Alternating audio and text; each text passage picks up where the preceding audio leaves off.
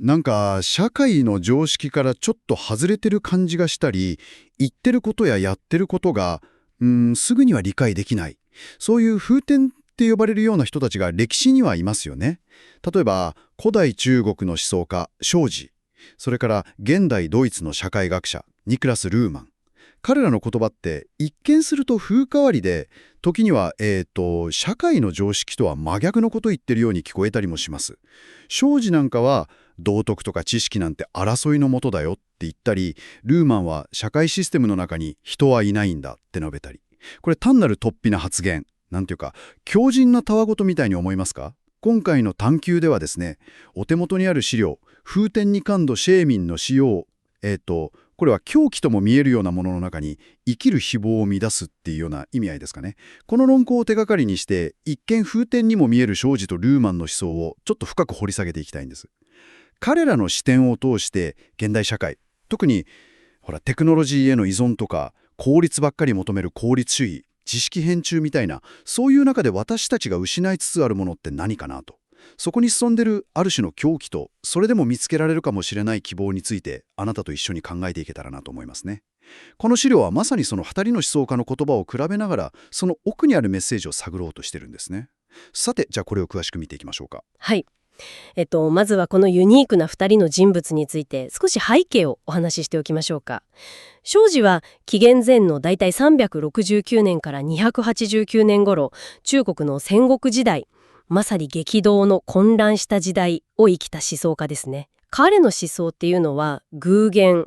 例え話ですね。それから十言、詩言、逆説的な言い回しとか文脈で意味が変わるようなちょっと独特な表現で語られることが多いんです。直接的じゃないんですね。で、資料にも挙げられている有名なエピソードとか思想をいくつかご紹介しますと、まず誇張の夢。これは有名ですよね。はいはい、聞いたことあります。自分が蝶になった夢を見て目が覚めたら、今の自分は本当に自分なのか、それとも蝶が見てる夢の中の存在なのかわからなくなっちゃうという話。あとは道徳とか知識っていうのは人々を縛って争いを引き起こす狂気だみたいに考えて、富とか名声を追い求める人たちのことをカゴの中の鳥みたいだって例えたり、さらに奥さんが亡くなった時にお葬式に来た友人たちが見たら一人で盆を叩いて歌ってたなんていう話もあるんですよ。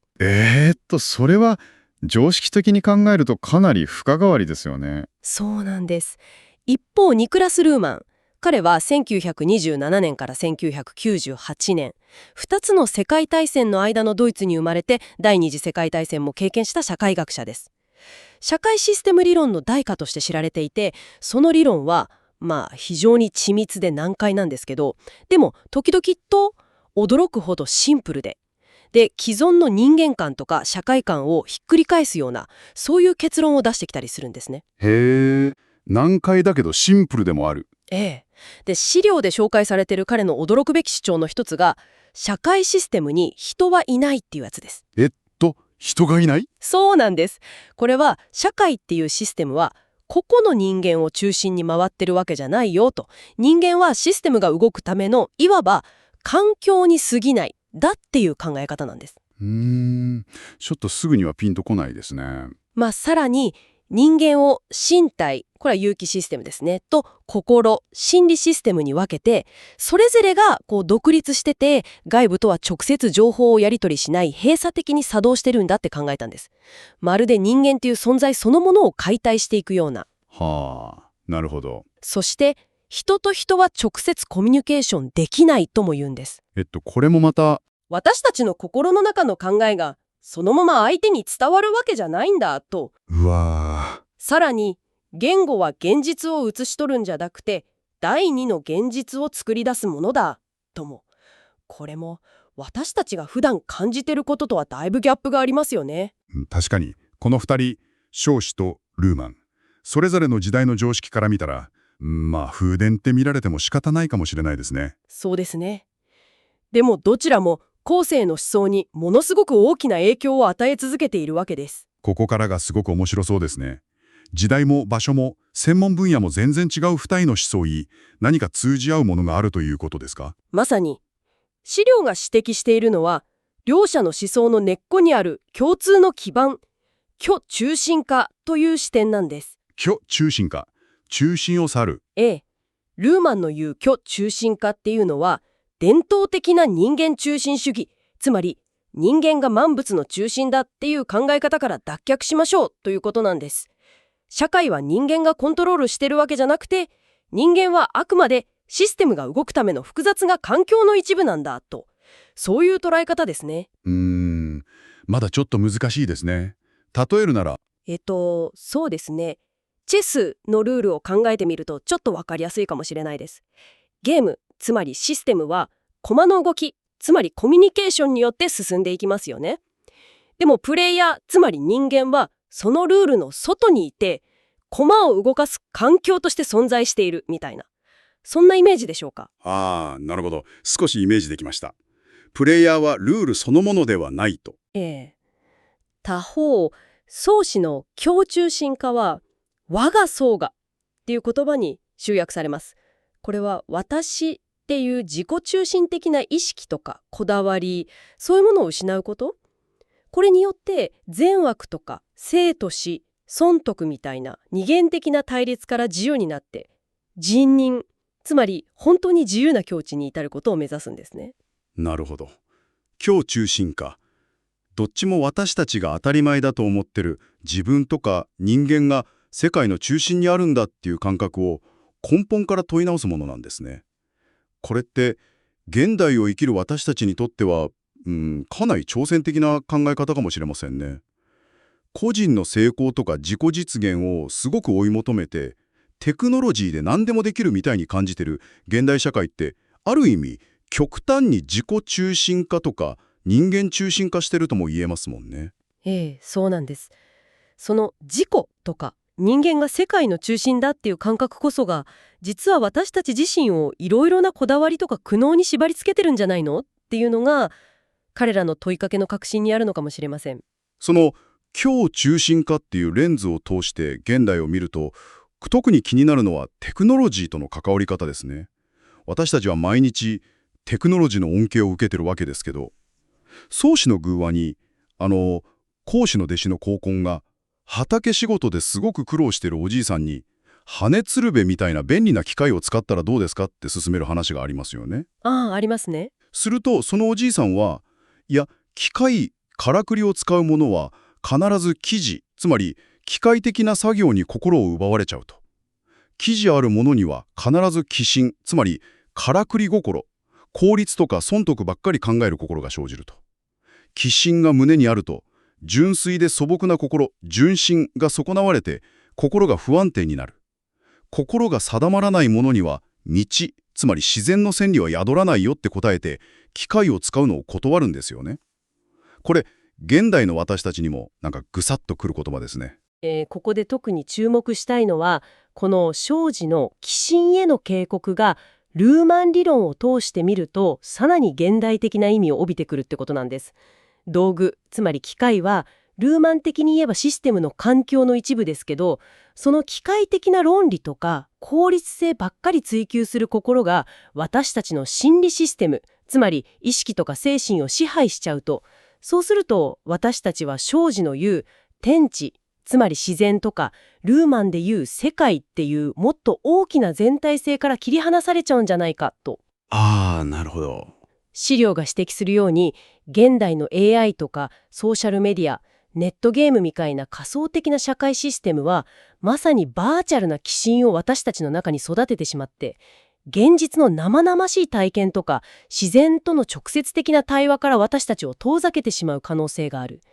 便利さとか効率と引き換えに、私たちは地に足がついた感覚とか内なる静けさみたいなものを失って、功利的な価値観に染まったある種風天とも言える世界に迷い込んでいるのかもしれないですね。これは私自身も考えさせられますけど、あなたはどうでしょうか。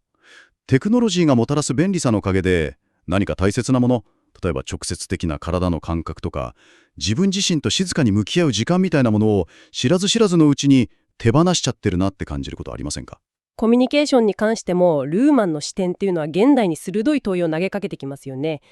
コミュニケーションっていうのは人と人の思考が直接伝わるプロセスじゃないんだと彼は言うんです。直接じゃない？ええ。さらに、送り手はコミュニケーションの行方をコントロールできない。相互理解が深まるっていうより、むしろ差異が際立つだけなんだ。誠実さみたいな内面的なものは原理的に伝え不可能なんだとまでかなりはっきり言うんですよ。それはちょっと衝撃的ですね。私たちは言葉を尽くせば分かり合えるとか、特に SNS ならすぐつながれるって思いがちですけど、ルーマンに言わせればそれは幻想かもしれないと。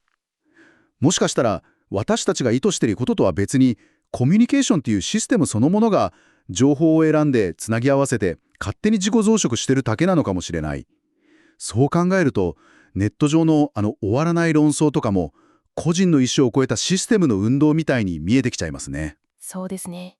庄司があえて逆説的でつかみどころのない資源みたいな表現をたくさん使ったのも、言葉による安易な理解とか固定化された意味の世界を打ち破って思考停止を防ぐためだったのかもしれないですね。これは重要な問いかけですね。あなたが普段、特にオンラインでやっているコミュニケーションって本当に深い相互理解につながってるんでしょうか？それともシステムが求める情報の交換とか感情的な反応の応酬みたいな、ある種のパターン化されたやり取りに終始しちゃってる可能性はないでしょうか？そしてもう一つ、現代社会で私たちがとらわれやすいのが、何が正しくて何が間違ってるかっていう正しさへのこだわり、是非の二元論ですね。庄司が生物論っていう辺で、彼も税、これもそう、一つの税であり、これもまた一つの税であるって言ってますよね。つまりどんな主張にもそれを正しいとする立場と間違っているとする立場があって、その対立には終わりがないんだと。自分が正しいと思ってることも別の視点から見れば間違いかもしれないってことですね。これをルーマンの観察の理論から見るとすごく興味深いですね。ルーマンによれば、私たちが何かを観察するときって必ず区別してどっちかに印をつける、表示するっていう操作をしてるんです。例えば正しい間違っているっていう区別を使って世界を見ると、私たちは正しいと印をつけた側に光を当てますけど、その区別を使うこと自体とか、間違っているとされた側にある多様な意味合い、あるいはそのどっちでもない可能性とかは見えなくなっちゃう。これが観察に伴う盲点、ブラインドスポットなんです。何かを見るということは同時に何かを見ていないということでもあると。そういうことです。でもルーマンは2回観察、つまり自分自身がどういうふうに観察しているかを観察することによって、この盲点、自分の視点の偏りに気づくことができるっていうんです。これって正吾が言う個々の主観的な声である人雷の限界を知って、多様な視点とか価値観が存在する現実、いわば地雷、大地の響きに耳を澄ますってことにつながるんじゃないでしょうか。自分の正しさが絶対じゃないんだって知ることですね。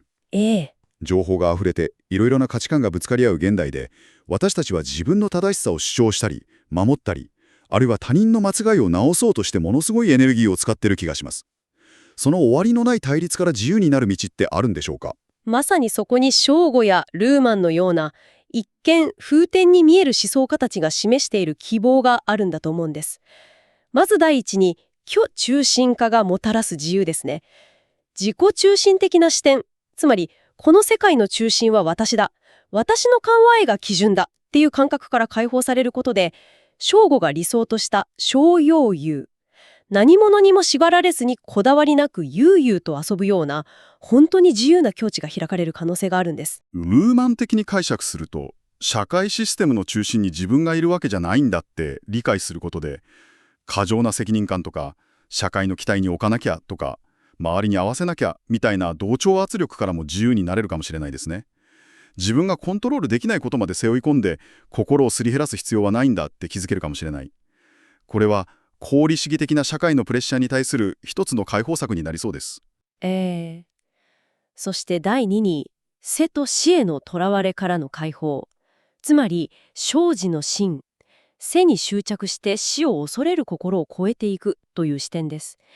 生死の物語には、老旦、一般に老子とされる人物ですね。彼が亡くなった時に、弟子たちがワンワン泣き悲しむのを、友人の寝室が、それは天の理に沿いているよっってたしなめる話があります。はい。神質は言うんです。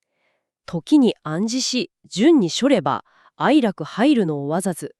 つまり、来るべき時に生まれて、去るべき時に去るっていう自然の流れに身を任せていれば、過度な悲しみも喜びも心に入り込む余地はないんだ、と。自然の流れとして受け入れる。ええ。あと、シコアモトっていう人物が亡くなった時、友人たちがそのなぐらいのそばで悲しむでもなく、まるで日常みたいに歌ってる場面も描かれてるんです。彼らは世俗の規範とか感情にとらわれない法外のもの、つまり世界の枠組みの外にいる人々として描かれています。彼らにとっては、生きも死もなんか良いとか悪いとかじゃなくて、ただ移り変わっていく自然なプロセスの一部として受け止められてるんですね。今の私たちが抱えている死への恐怖とは全く違う次元にいるみたいですね。そうですね。ルーマンの理論からこれを解釈すると、個人の生とか死っていうのは、個人の心理システムと社会システムが互いに影響を与え合いながら変化していく共進化みたいに捉えられるんです。個人という身体、有機システムや意識、心理システムは消滅しても、その人が生み出した意味、心、これはルーマンの言う社会的に共有される意義とか価値、影響力みたいなものですけど、はコミュニケーションを通じて社会システムの中に残って作用し続けると。その人の存在自体はなくなっても影響は残り続けるみたいな。システム自体は常に現在において作動していて、過去とか未来っていうのは現在の視点から意味づけられる解釈に過ぎなくて、直接体験できるものじゃない。ここから見えてくるのは、今を生きる活在当社っていう姿勢ですね。過去の後悔とか未来への不安みたいな自己中心的な時間感覚から自由になって、ただこの瞬間のプロセスに開かれていること。これをより大きな文脈で捉えると、この視点って生死の問題だけじゃなくて、日々のいろいろな悩みとか執着、例えば成功とか失敗、損得みたいな判断からも、私たちを自由にする可能性を秘めてるんじゃないでしょうか。つまり自己中心的な視点、自分が世界の中心だって思い込み、それから正しさへの執着、そういうものを手放すことによって、是非をめぐる争いとか死への恐れみたいな人間存在の根源的な苦悩から解放される可能性があると。これが庄司やルーマンの時に風伝とも受け取られかねない思想が現代の私たちに示唆する希望なのかもしれませんね。まさにそうだと思います。彼らが壊そうとしたのは、私たちを不自由にする固定観念とか自己中心的なものの見方、それ自体だったんでしょうね。庄司とルーマン、自害もガチョも語り口も違いますけど、彼らの思想は中心化という一点でなんか深くつながっているように感じますね。彼らの視点というのはテクノロジーとか効率、知識、そして私っていうものをちょっと過度に中心に据えてしまって、ある意味でバランスを失って、人々が内なる声とか自然とのつながりを見失いがちな現代社会の見えにくい狂気を映し出す鏡のようだなと思います。そして同時にその自己中心性から解放された先にあるもっと軽やかでとらわれのない生き方、つまり希望のありかを示唆してくれてる。ではこれって結局何を意味するんでしょうか。もしかしたら本当に風伝なのは彼らの方じゃなくて、正常だと信じ込んでる私たちの方なのかもしれないなと。何かに固執して限定された視点っていう無名の中で悠々として生きてるのは私たち自身なんじゃないか。庄司が見たあの誇張の夢のように。最後に、あなた自身の探求をさらに深めてもらうために、もう一つ問いを投げかけて終わりたいと思うんです。この資料は中心化って視点から派生するもう一つの重要なテーマとして、万事万物即即相関、つまりあらゆるものは互いに深く息づくように関連し合っているんだという考え方を強調してるんですね。あらゆるものがつながっている。これは庄司の言う心と物は本来分かちがたい、神仏不二みたいな感覚とか、ルーマンのシステム理論におけるシステムとそれが依存する環境との切り離せない関係性にも通じる視点だと思います。もし私たちがこの世界のあらゆる存在、人間も自然もテクノロジーも社会の仕組みも実は深く見えない糸でつながり合ってて、互いに影響を与え合ってるんだっていう感覚を本当に心の底から実感できたとしたら、その時私たちのテクノロジーとの向き合い方、知識や情報の扱い方、そして他の人や自然との関わり方ってどのように変わっていくでしょうか。自己という中心を手放して、この広大で複雑なつながりの中に自分自身を位置づけるとき、そこからどんな新しい風景が、どんな希望が見えてくるのか、ぜひこの問いをあなた自身のこれからの思考の旅のお供にしてみてほしいなと思います。